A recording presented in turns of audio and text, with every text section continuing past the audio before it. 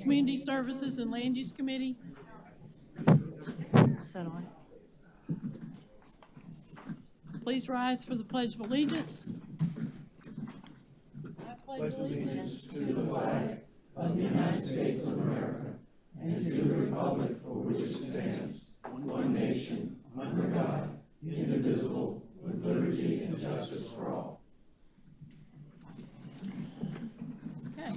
Public notification of this meeting has been published, posted, and distributed in compliance with the South Carolina Freedom of Information Act. Do you concur with that, Ms. Sarah? Is that? Yeah. Okay. Yes, ma'am. I'd like to entertain a motion to approve the agenda.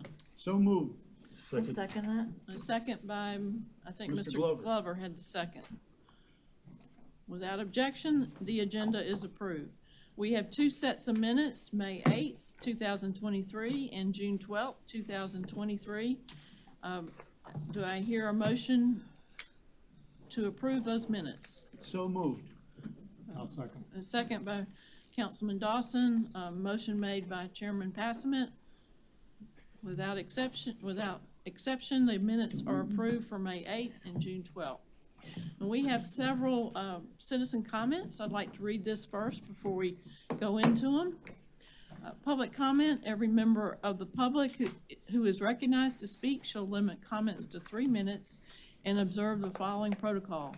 Address the chairman, and in speaking, avoid disrespect to council and any personalities.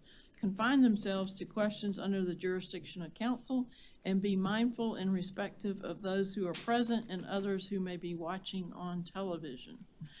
All right, so we have several speakers. Don't have to use your whole 15 minutes. I think some of them are the same subject, but we'll start with Reverend Washington. Please come forward and state your address and your name. And he is going to speak about item number 10.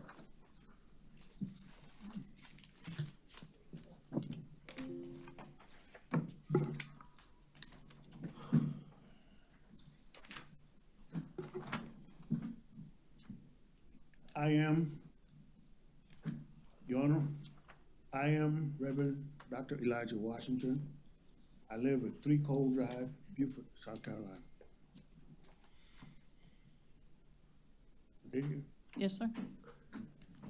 To the Honorable Chairman of this committee and all other members of the council, to the entire council, we, the Grand Army of the Republic Committee, wish to thank you and all others involved with this naming of this park in honor of the 1st South Carolina Volunteer Regiment. There are any number of accounts of history and stories of the South Carolina Volunteer Infantry Regiment, but one that I found to be rather interesting was the account that was published about 13 years ago by a Beaufort High School graduate by the name of Andrew Holloway. He entitles the account Tigers of the Sea Islands. And I believe that most of us are aware that the men that we're referring to today could not read or write. So what we know about them was written by someone else. The exception to this would be someone like Prince Rivers, who later helped to form the county of Aiken, South Carolina, and General Robert Smalls, whose contributions are many. He has even left his mark on our school system. Lieutenant Charles Tobin of Company A of Hunter's Regiment said of these men, they are fighters like tigers. General Thomas Hugginson in his paper went so far as to say that this regiment included some of the best and happiest soldiers in the Union Army. At the start of the Civil War, men of color were barred from service in the United States Army. In May 1862, Major General David Hunter began organizing contraband from the Sea Islands into the Contraband Regiment, later named the 1st South Carolina Volunteer Infantry. Elements of that unit fought along Georgia and East Florida coast even before the regiment was officially mustered into federal service on January 1, 1863. The impressive ceremony at the Smith's Plantation was held on the same day that Abraham Lincoln's Emancipation Proclamation. This is where they received their colors. Before the war ended, 6 black infantry regiments, 1st, 2nd, and 3rd, South Carolina, designated as 33rd, 34th, 103, 104, and 128th, USCT and Battery G, 2nd Light Artillery Regiment, USCT were raised in the Port Royal region. The first commander of the 1st South Carolina Volunteer Infantry, after they were federally authorized, was Thomas Wentworth Higginson. On November 24, 1862, Hutchinson arrived at camp of the 1st South Carolina on the Smith Plantation along the Beaufort River. Hutchinson reviewed his work as both military and philanthropic in nature. He believed the outcome of the war and the destiny of African Americans might well rest on the performance of black troops. On May 9, 1862, General Hunter issued Order Number 11, freeing thousands of these individuals. Shortly thereafter, President Lincoln rescinded the order because General Hunter did not have federal approval. Apparently, the news from Washington was slow in coming, and General Hunter went on to issue orders to form a regiment. There was some question whether the foundation was voluntary or by draft, but it did not take long for Hunter to put together 500,000 to 600,000 men. In June of 1862, General Hunter was forced to decommission and was taken out of service. General Hunter was replaced by Major General Rufus Saxon. He arrived on St. Simon Islands in hostile territory. He noted that the effectiveness of the workers from Hunter's regiment in felling the attackers. These men were still apparently under the command of Captain Charles Trowbridge. General Saxon, with the aid of others, convinced the federal government to reconsider. The reorganization took place November 24, 1862. General Thomas Whitworth Hutchinson was in control. After the meeting at Camp Sampton, the 1st South Carolina were divided into several groups. On March 10, 1862, the regiment left Camp Saxon and arrived at Fernando Beach, Florida. They were engaged with an assault on Jacksonville and showed themselves well. They actually won the city. But before the military plan could be completed, orders came from headquarters in Beaufort for them to return. After the return, they were put on picket duty at Port Royal Ferry. After Jacksonville, the 1st South Carolina was involved in a few short skirmishes and small coastal campaigns. Eventually, the 1st South Carolina dispersed. Some stayed in Jacksonville. Others, like Sergeant Prince Rivers, served the country as citizens. Reverend Washington, you're over your time, but we appreciate the history lesson. Thank you very much. Thank you very much. Yes, sir. Madam Chairman, Yes, could Mr. Washington, Reverend Washington, make that a part of our records? yes, Mr. Reverend Washington, can you give that to our clerk so they can put it in the record? Some great documentation. Thank you. Thank you. All right, Miss Belinda Littlefield will speak on the same subject. If you can state your address too. Sure. It's Belinda Littlefield, and I say at 1908 Roper. And I am the interim director of the Institute for the Study of African American, Study of the Reconstruction Era at USCB. And I will be brief. Thank you so much for allowing me to speak. When you think of the 1st South Carolina Volunteers, I'm going to share with you what Chris Allen has also been sharing for a very long time. The 1st South Carolina is the continuous black service in the U.S. Army. Began in May 9th, 1862, and the first person to raise their hand to become a 1st South Carolina volunteer was William Bronson from St. Helena Island. The formation of the regiment precipitated the Militia Act of 1862. The formation of the regiment influenced President Lincoln's Emancipation Proclamation decision, and it is the first unambiguous black regiment approval by Lincoln's cabinet was the 1st South Carolina, and that was August 25th, 1862. The first invocation of the enacted Emancipation Proclamation was by the 1st South Carolina at Camp Saxton. That was January the 1st, 1862. And we have graduate students and undergraduate students who have been working on the 1st South. And right now we are at 1,100 names, and we hope to get to about 14. We're at the U's. So we have been working diligently to document the history of this group, and it is a very important history. Thank you so much. Thank you. All right. Next is Mayor Stephen Murray from the city of Beaufort.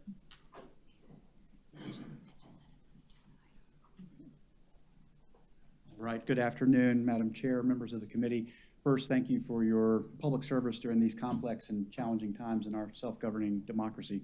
I'm here to support agenda item 10, which is the naming of the Boundary Street Passive Open Space Park that we've been working on together with the Open Land Trust. Also want to thank this county for their leadership in working with the city and working with the Open Land Trust to create a really great entryway to our city. As you've heard from Dr. Washington and Dr. Littlefield, naming the park after the 1st South Carolina Volunteers is an absolutely appropriate honor, given their unique status and history, their contributions and their sacrifices, the protection of the Sea Islands, and just their history.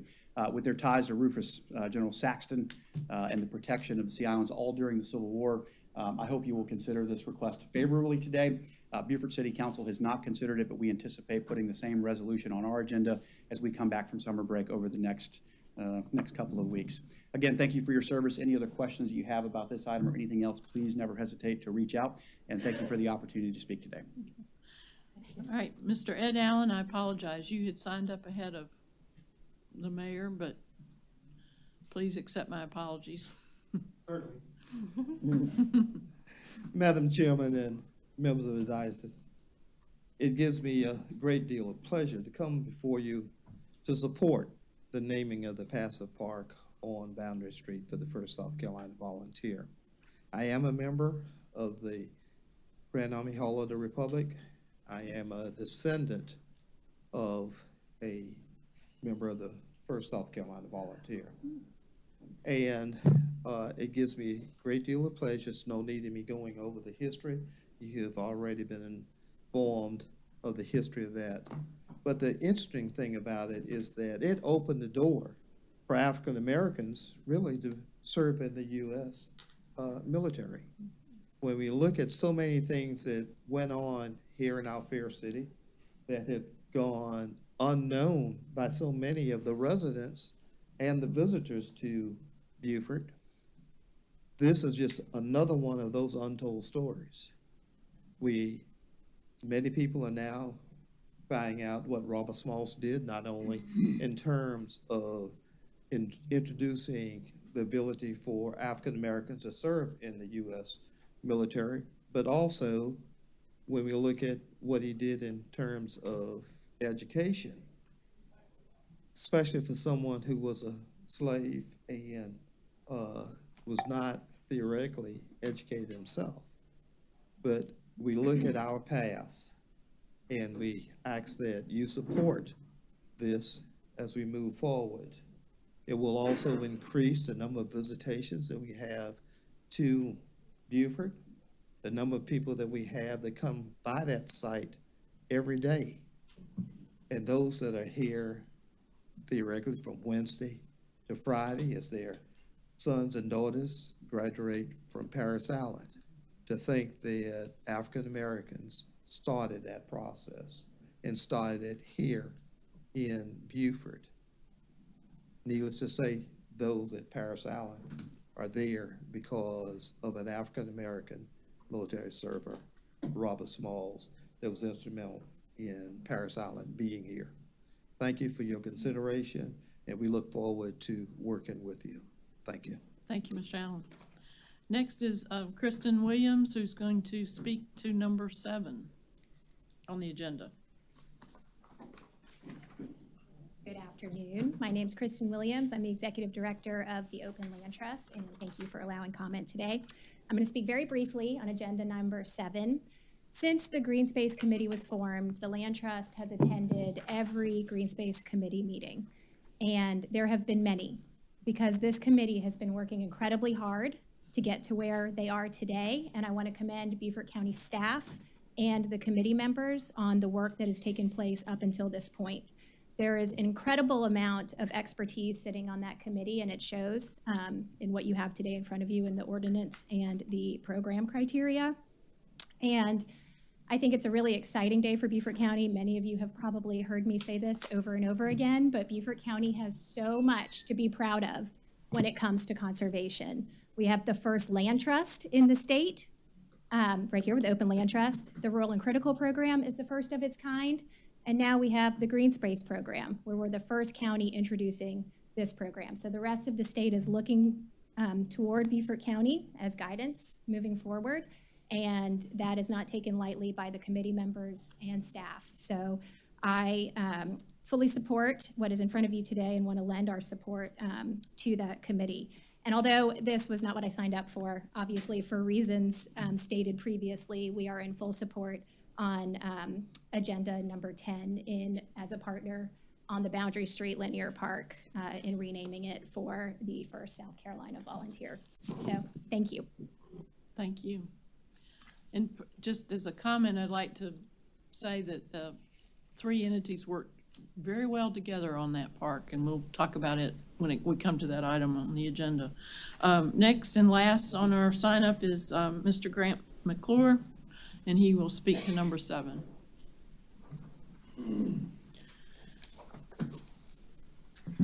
Hello, my name is Grant McClure. I work for the Coastal Conservation League here in Beaufort.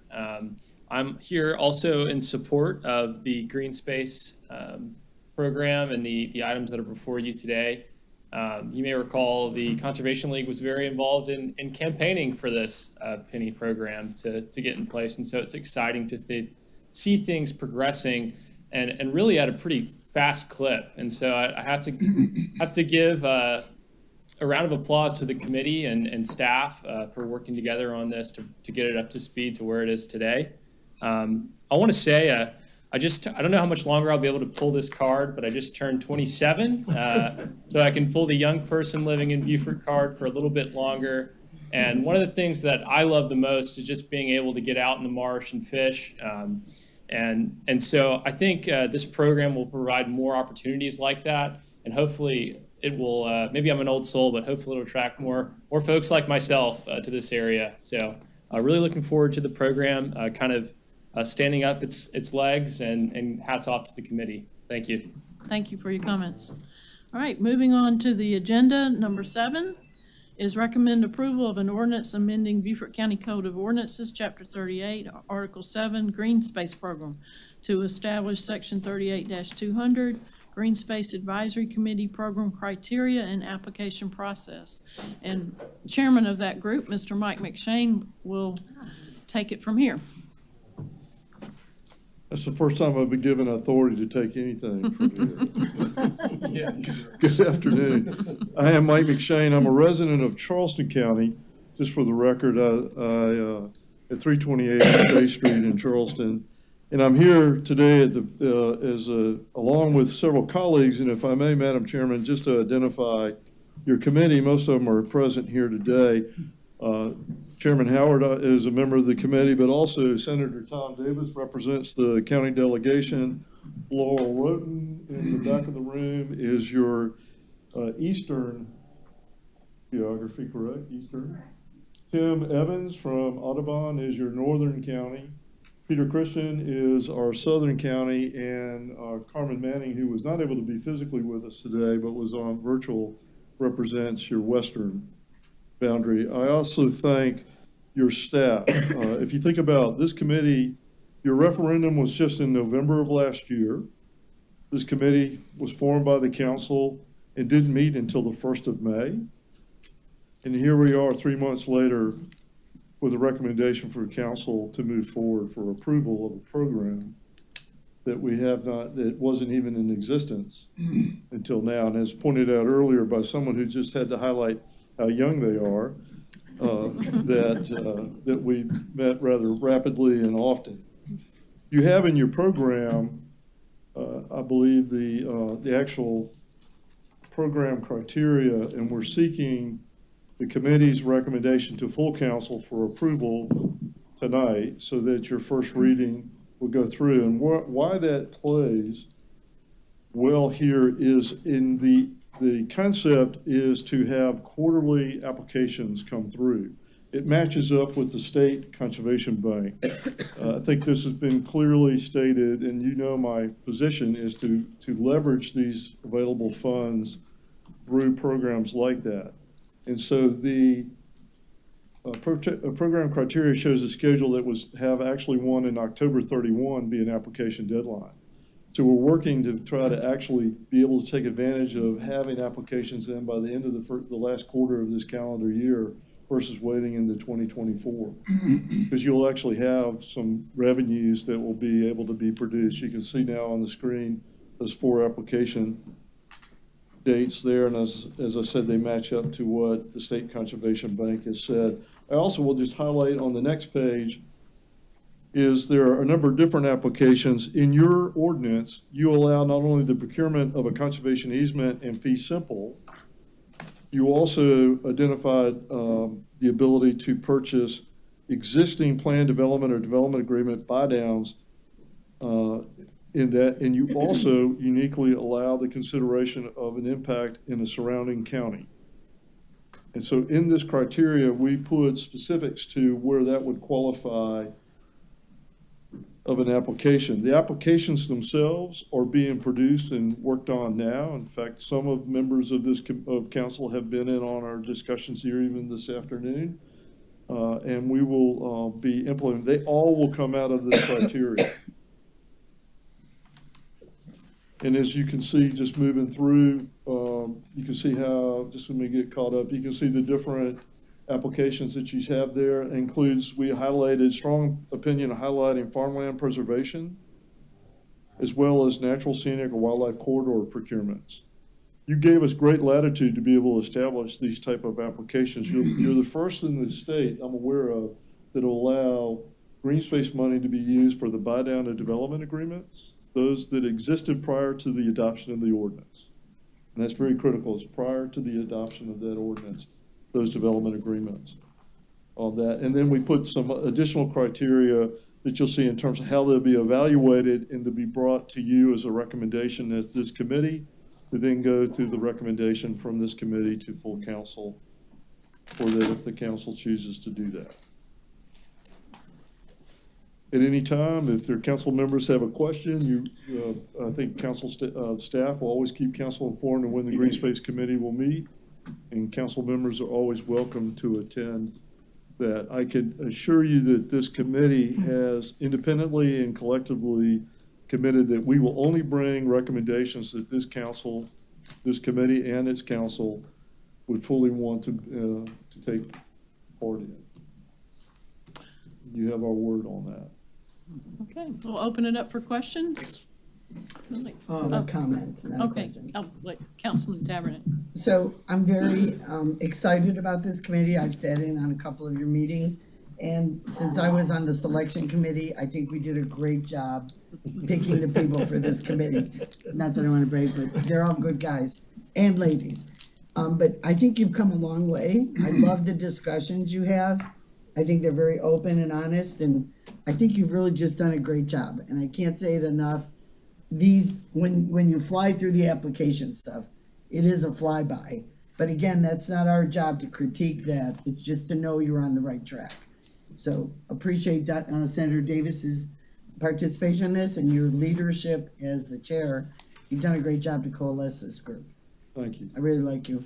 Chairman Passman. Yes, Madam Chair, I would like to make a motion to have this committee approve this, to move this forward to county council. Do we have a second? I'll second. Okay. Doesn't matter. It was either Councilman Dawson or Councilman Glover. They spoke at the same time. We'll take them both. Okay. Don't give Councilman it to Dawson. Gerald. All There you right. go. All right, without further discussion or Good any job. objection?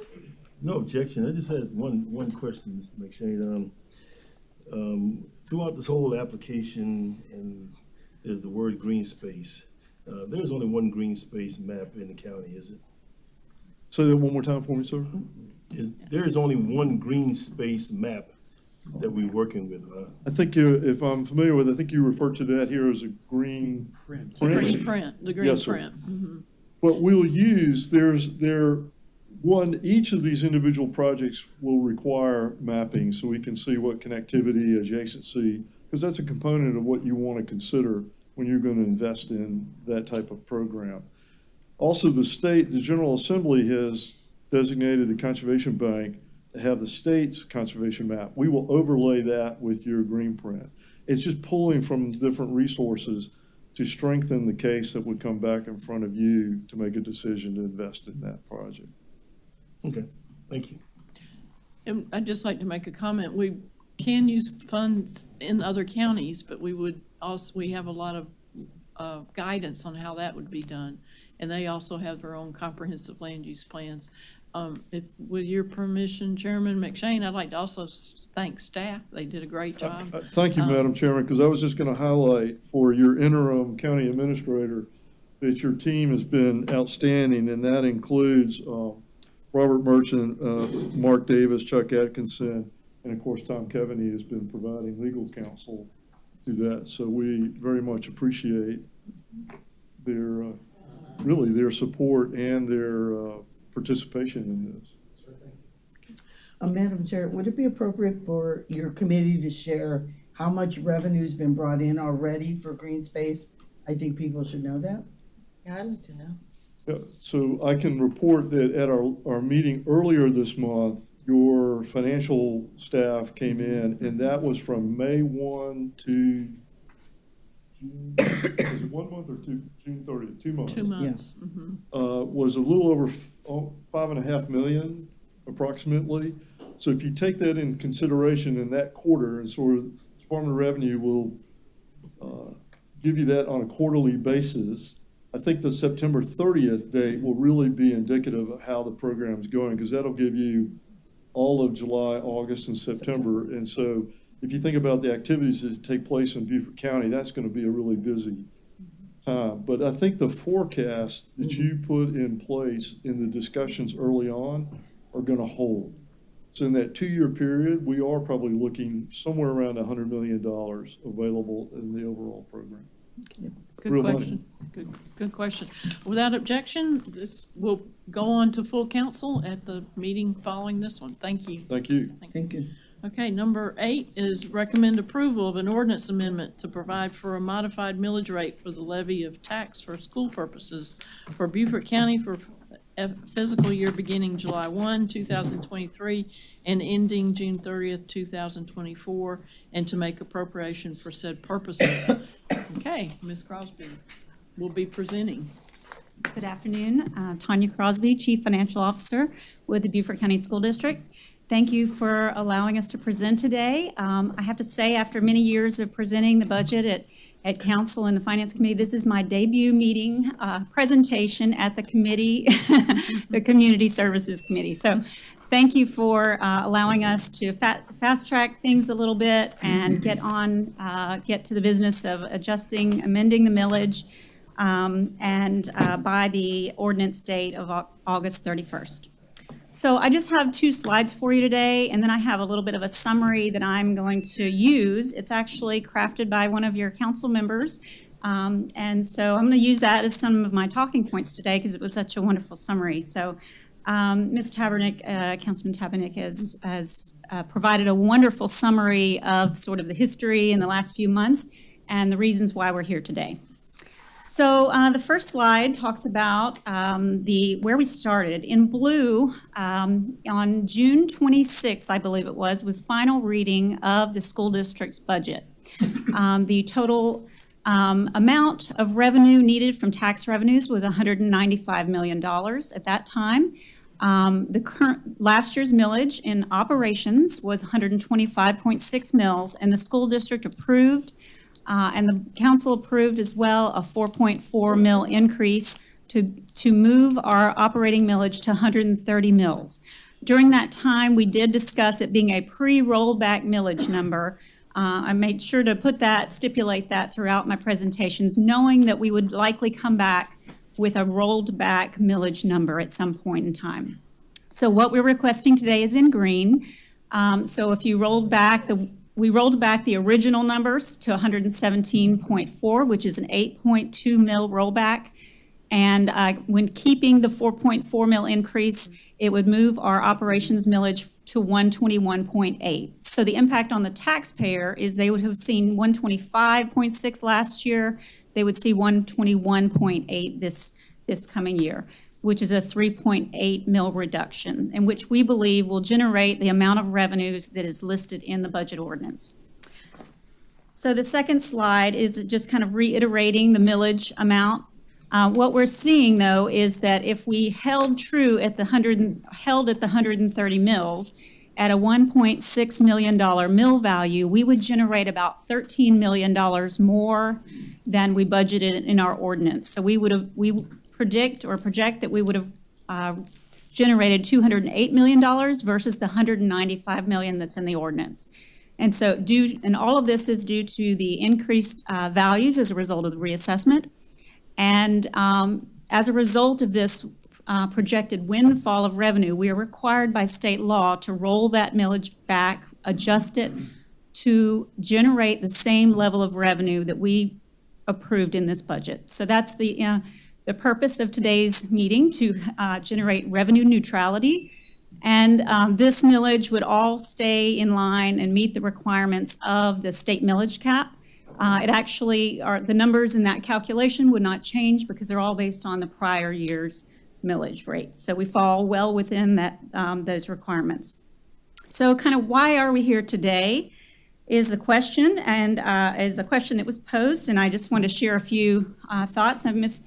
Tabernick did send an email to council members, and I believe that it did a wonderful job of summarizing, so I'm just going to hit some highlights out, from those notes.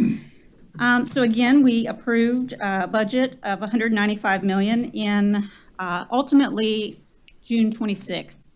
And in that ordinance was a clause that intentionally stated that the council reserved the right to modify these millage rates as may be deemed necessary and appropriate no later than August 31st of the taxing year.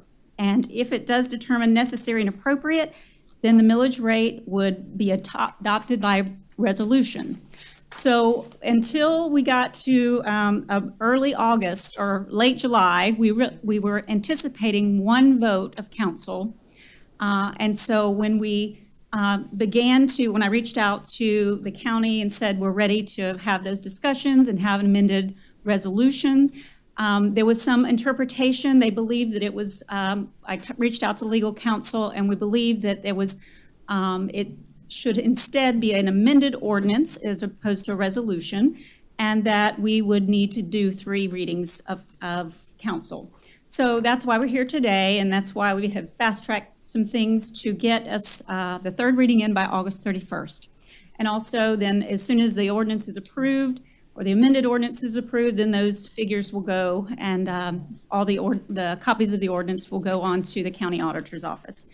So basically, the amended ordinance will generate the $195 million, and we will, proposing a 3.8 mil reduction overall for taxpayers, and we're just asking your support in that rollback and compliance with state law. So with that, I'll be happy to take any questions. I'll open it up for questions. I figured everybody would clap. It's a reduction in the millage. It's good news. Any questions? I will make the motion All right. to have this approved to be sent to council for first reading of the ordinance. A second. I think Councilman McClellan had the second. Okay. All right, without objection? Any discussion? This will go forward tonight. Yes, ma'am. Thank you for Thank being you so here. much. Appreciate it. Excellent job. That's great. Okay, number 9 is recommend approval of an ordinance adopting amendments to Chapter 62 Solid Waste, Beaufort County Code of Ordinance. And Mr. Desai will speak about this. Afternoon, Madam Chairman and the committee. So before you are text amendments for Chapter 62 of the Solid Waste Ordinance within our Beaufort County Code. Upon reviewing this prior to this exercise, we noticed that both this ordinance as well as the code enforcement ordinance had some discrepancies and some contradictory language. We worked with our legal team to clean both of those up. What's before you is Chapter 62, and a couple of examples wanted to kind of present to you to where we did some of the cleanup. Include Section 62.4, the enforcement arm, where it talks about officers for solid waste and recycling, as well as the code enforcement officers. We went ahead and included that. 62.5, where we put the fine incongruent, where they're both reading at $500, so we cleaned some of that up. As well as, if you're moving on to page 43 of your packet, where we moved Article 2 to Chapter 38. And so basically, this was a good housekeeping measure where we cleaned up this ordinance, and then the code enforcement portion will also come back to committee at some point. So code enforcement will be back in front of us Yes, ma'am. later Yes, ma'am. with the same change. Okay, I'd like to open up for questions. Tom, I had a question that we talked about this morning, example of, so code enforcement can give you a $500 fine. That's correct. And also your little control officers can give you a $500 fine. If a company is not covering their trucks on the way to the landfill, they could possibly be fined as trash falls out of their truck, Correct. et cetera, okay? Both code enforcement and litter control. If someone's dumping on somebody's private property, code enforcement could go after them too, correct? Okay. All right, any questions about it? This is simply for consistency. That's correct. Okay, entertain a motion. Move for approval. Okay, Councilman Dawson, do I have a second? I'll second it. All right, Councilman Tabernet, second. Without objection, this will go forward to full council in September. All right, number 10 is the one we had several public speakers about tonight. Recommend approval of a resolution to name the Boundary Street Open Space Pocket Park located in the city of Beaufort as the first South Carolina Volunteers Park. And Mr. Atkinson will brief us on that. I will. Good afternoon. Beaufort County, the City of Beaufort, and the Open Land Trust, both of those you heard from Mayor Murray and Kristen earlier, have worked together over several years to acquire parcels of land along Boundary Street and Battery Creek located within the municipal boundaries of the City of Beaufort. For reference, this parcel sits about a quarter of a mile from where we are right now. If you're heading out of town on Boundary Street, it's that very nice grassed open area on the left. That's where we just tore down an old county-owned building, and it's where the old Wendy's used to be located.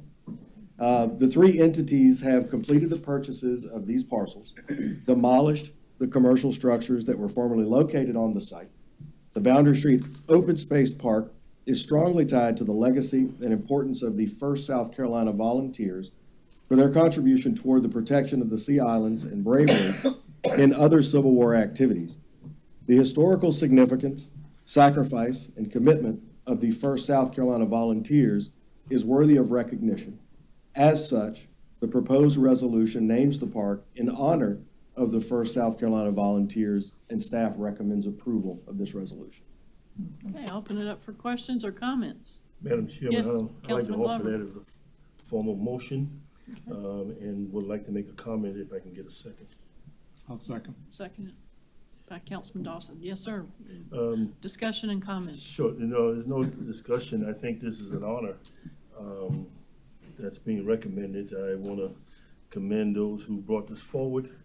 At the same time, I also want to acknowledge former Mayor Kaiserlein, who was very diligent in getting support for this project some 4 or 5 years ago. And so I just want to just commend him for that. One of the interesting thing about history of African Americans is that it really hadn't been told. And here's an opportunity for that to be extended, so the story can be told, the commitment, the participation. One of the reasons I was strongly supporting the Revolutionary War Battle of Port Royal is because of that. And so I think anytime we can get a true history of what has happened as a community, including all the races, all the religions, I think is a great thing. And Beaufort is unique in that Beaufort is really a seedbed for a lot of historical event, and this is just one of them. Thank you. Thank you. And from what Ms. Littlefield said, 1,100 or more descendants, maybe 1,100 participated, and it will be wonderful if a lot of those descendants, including Mr. Allen, can be there when we together name the park. Madam Chairman, I missed another point. I'm glad you raised that. I recently discovered a Civil War grave on St. Helena, and I was just amazed. The stone is there. Not a lot of broadcasting because we do not want people to start violating someone's grave, but the history is there. And the name I was told was Bailey. I can't think of the first name at this time, but the name was Bailey, so, yeah, just, thank you. Madam Chairman? Yes, sir. Yeah, I say kudos to, the comments that York make and to your point as well. I want to thank, all the participants who were involved in bringing this forward before us and asking us to, give consideration to passing this. This is a great honor to honor those valiant men who, fought actually to, preserve and protect our Sea Island. And I would dare say, I heard Ed Allen say he's one of the descendants of one of the soldiers, and so am I. And so I think it's just befitting and right for us to give consideration to passing this. Thank you. Without objection, this will go forward to full council. Thank you. All right, number 11.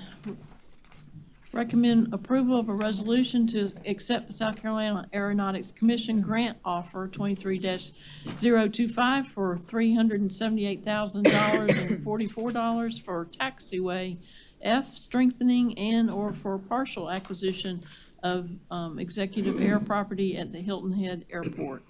This is a 100% grant with no local match. And Mr. Freilic's gonna. Yeah, I'm just gonna introduce it and then John can give the John's gonna details. give it.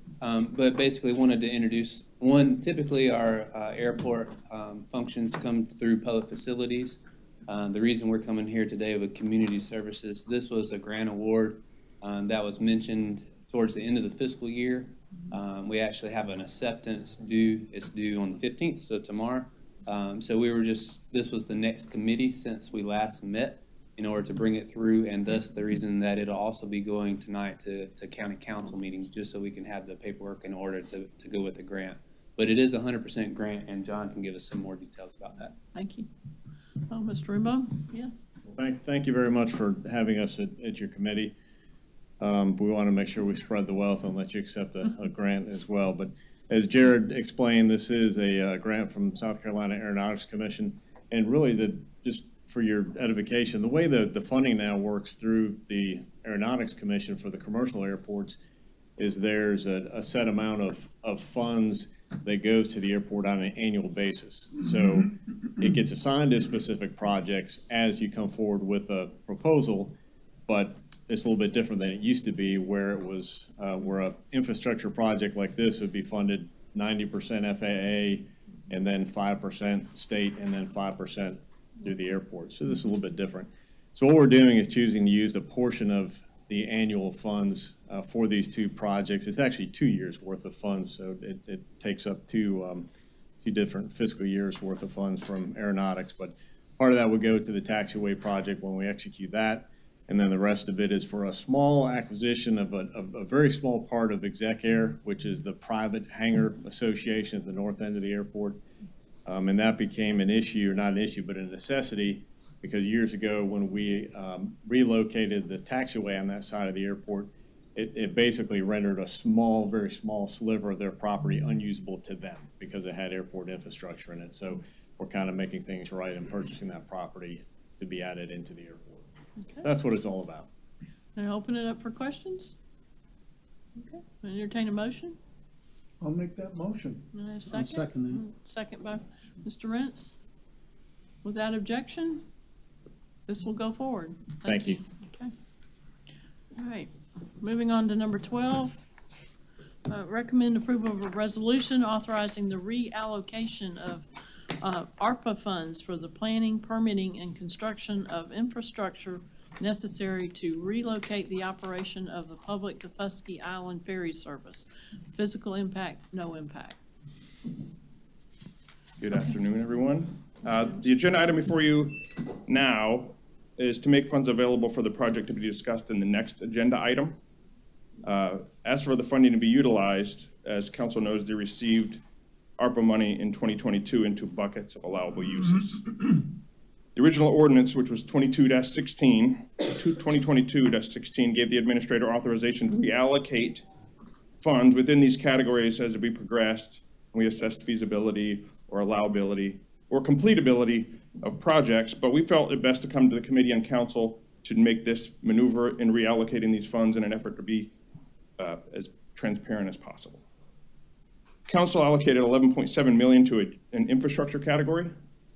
Within that category, or bucket as we refer to them, there was a specific ferry line item, and there was also a specific general line item. The general line item was for projects creatively named general that weren't specifically defined, not yet defined, but it was, some of these projects have been determined not feasible or completable. We thought we could use money before the final rule came out for things such as roads, which was specifically prohibited, or other infrastructure items that were prohibited. It's specifically for the allowable uses of water, sewer, and broadband. We still have what's called our standard deduction that we can use for general government services, and that's what this would fall into. It stays within the infrastructure portion, but it's allowable in our general government services allowability of the law. We're seeking your approval in order to reallocate $2,306,634 of the fund within this category, infrastructure, from the general line item to the ferry line item, so that we may utilize these in order to undertake the required actions at the Cross Island Landing. Okay, let's open it up for discussion. I was looking I at do Councilman have- Lawson, it's his district, if you have any question. Yes, sir, go ahead, Councilman Glover. Yeah, you didn't give a breakdown of which category these funds are coming from, have you? You just Yeah, this is, general. well, there is a general line, that is the category. So there's a larger category called infrastructure. And then within those categories, there would be lines, and this was actually when I first started, what caused me to wear reader glasses.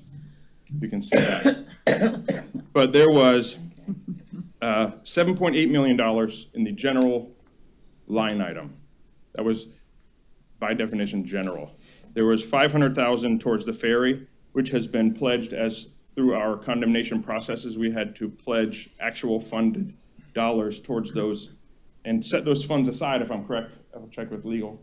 We had to set those funds aside. So these funds that we're moving from the general within infrastructure specifically to ferry so they can be utilized. And the source is all ARPA. Yes, ma'am. I'm sorry, that was an additional question. Yes. Any other questions? Yes, Councilman Watson. Yeah, and obviously it's something that we pledged the Buckingham Landing folks that we would move forward and move the ferry from Buckingham Landing. They had also, filed a legal action against us, so again, part of that as well, for us to move forward and do what we said we were gonna do, and this is part of that, of our ultimate goal of providing a permanent embarkation for both Tufosky Island and Hilton Head and make this a permanent thing, so that way someday the ferry then would end up being self-sufficient, but until then, obviously, we need to expend some funds to take care of those folks, to get this done, get this taken care of. So I think it's a benefit, I think, for everybody. So I appreciate your hard work on this, and everything you've presented so far looks really good, so thank you. Just want to make a follow-up comment. One of the areas we only place a small amount of funds in was $500,000 budgeted for broadband. Thank you. And then we increased that to $750 recently. If there's a need for additional funding for broadband, general funds, general infrastructure is where that would come from? No, there are some other areas that are underutilized. Okay. And the good news is, I believe it was at your public meeting last week that Patrick attended, with the petition of Patrick and a lot of people in the community and public access or public information that we put out to the state. Remember at our February meeting, we said that the state had determined us to not need infrastructure as far as internet went. And we all knew that that was wrong. And so by everybody pushing and answering the calls and filing internet comments, they've changed the maps. And guess what it shows? We need it, which helps us to then work with our providers to pull down state and federal money that we can put ours with. And if there's more need, there is the ability for us to allocate more money there.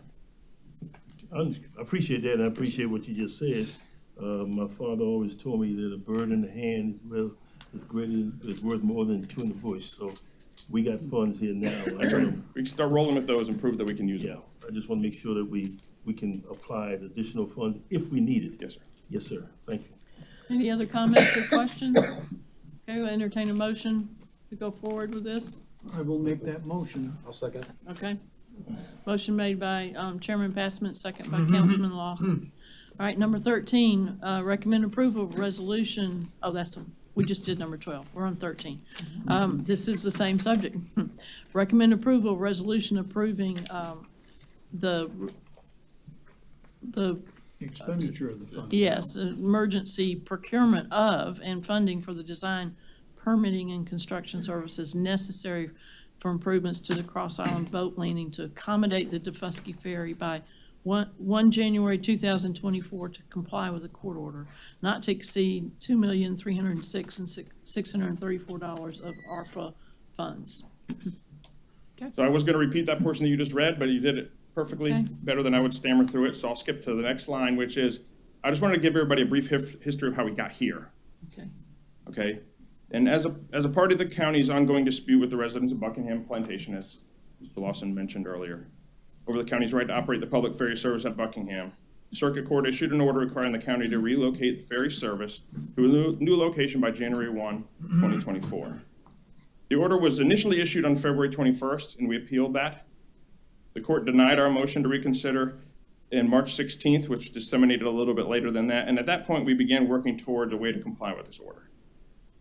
Initially, there was an idea, as we discussed previously, to temporarily use Hague Point's dock if we could complete the condemnation of the adjacent parcels so that we could more quickly construct parking. If we could just get parking and not overwhelm the system, we could have the option of using their dock while we had the long-term project of building ours.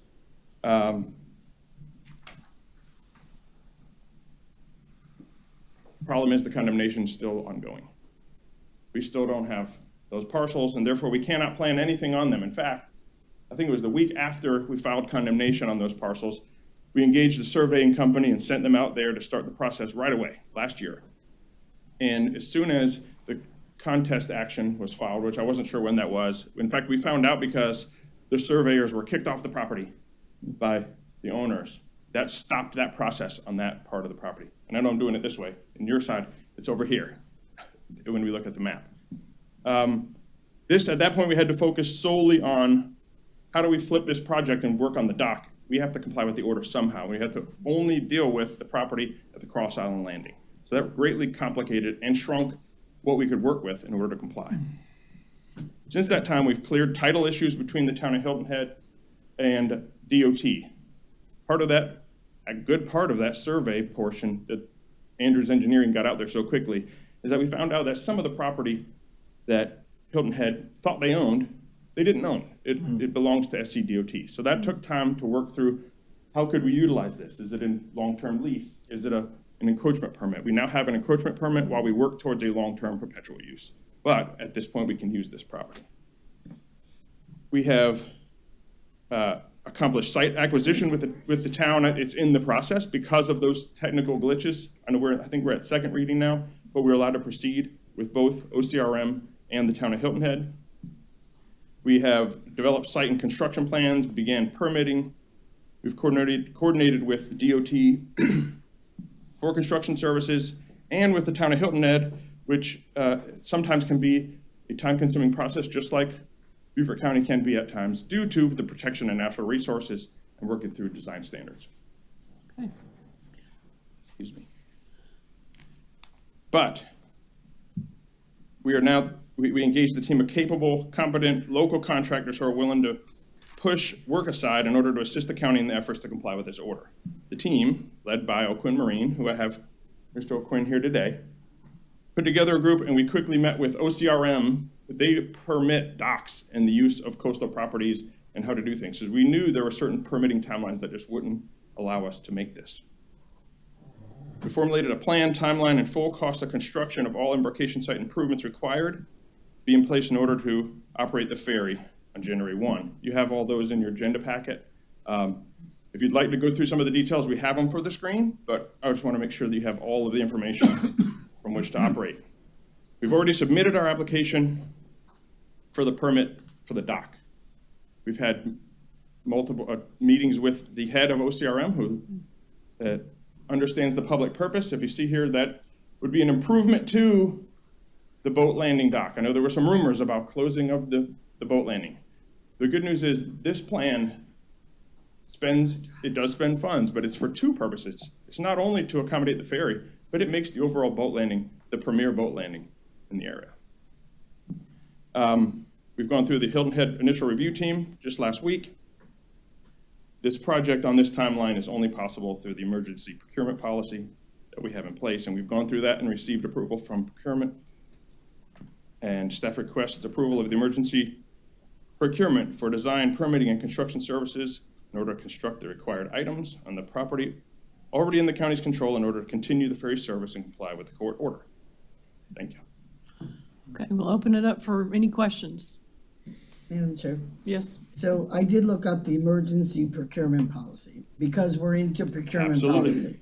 So Absolutely. could you just briefly talk to the public why this is emergency procurement and because it's emergency, but why is it? And it says here, written determination of the basis for the emergency and the selection of the particular contractors will be on file. It just says, we looked at the definition of emergency, and we started speaking with procurement back when we first started this process, knowing that we had to get to this point today. So it talks, a condition is a situation that creates a threat to public health, welfare, or safety, arises by reason of floods, epidemics, equipment failures, or other such reasons that may proclaim to using an agency. I'm gonna read the whole thing just because. The existence of such condition creates an immediate and serious need for supplies, equipment, materials, or services that cannot be met through normal procurement methods, and lack of which would threaten the function of county government or the health, safety, or welfare of residents. There are also, emergency procurement shall be limited only to a quantity of those supplies, equipment, necessary to meet this need. And that's why we're focusing solely on that project, on that property. Because of the health and safety. Well, and the operation of the county government moving people to and from, and health and safety, because people get to and from to the doctor, to the hospital. The ferry service operates our EMS runs back and forth, et cetera, through that partnership. Does that? Yeah, I mean, I read it. I just wanted the public to know No, because we are looking at the procurement policy. And then, I'm glad you asked though, because a lot of people, and we'll talk about this more in the future, think about this as just moving a resident or a tourist to and from the Fusky Island. But the service through the partnership and overall offering of services transports all of our employees to and from the island. It transports also firemen. It also does these EMS runs. They did 70 last year, which allows them to not go the long way to the public route. They utilize it straight to Harbortown. We already have an EMS ambulance waiting for them and get them to the hospital faster. So this truly meets the emergencies. And I think that's important to know. It's not just visitors Right, going back right. and forth to the Fusky. Right. Any comments or questions before make a motion? Do I hear a motion? I'll make the motion. All right. I'll second motion. And a second by Councilman Brown. With no objection, this will go forward tonight. The last item on our agenda is, thank you. Recommend approval to issue task orders to JH Hires to perform work for Bessie's Lane Drainage Improvement Project. Physical impacts, $156,000, $848.51. Stormwater Utility Fund is the funding source. And Mr. Desai is going to talk to us about this one. Good afternoon once more. So the following is the request for approval for this drainage work effort in the Seabrook area. The project is located just off of Stewart Point Road. If you look at your exhibit there, the blue line is the existing ditch that is kind of bisecting the property in question. We work with that property owner in detail to establish the red polygon, which is the new drainage easement, and to provide conveyance through that method. The dirt road on the left with the green line going north and south is Bessie's Lane, just to give you some reference. Funding is available in the stormwater utility. That was approved back in February of this year, or I'm sorry, last year. Okay. Any questions? No. Councilman Dawson? Yeah, if I might, this project has been a problem for the Stowe Point community for years now, even prior to Neil's arrival with the county. And I'm just glad to see that with Neil's leadership and his staff, that they were able to secure the easements right away to actually get this new drainage cut in there.